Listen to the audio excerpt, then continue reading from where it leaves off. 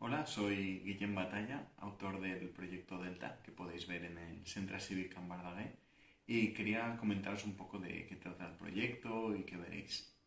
Es un proyecto de fotografía analógica donde muestro diversas imágenes del Parque Natural del Delta del Llobregat, aquí al lado, y de cómo poco a poco se va desintegrando ese parque natural para dar pie a ampliaciones del aeropuerto, junto con la contaminación tan elevada que tenemos en esta zona, y de lo que fue un parque natural lleno de lagunas y vida silvestre como pájaros y peces, poco a poco se está destrozando y cada vez quedan menos especies y menos zona natural. Todo eso desde un sentido un poco poético, con el uso de carretes caducados, fotografía en blanco y negro, y está bien y podéis ir a verlo, ya os digo, en el Centre Cívic Can Verdaguer, de aquí de Barcelona. Muchas gracias.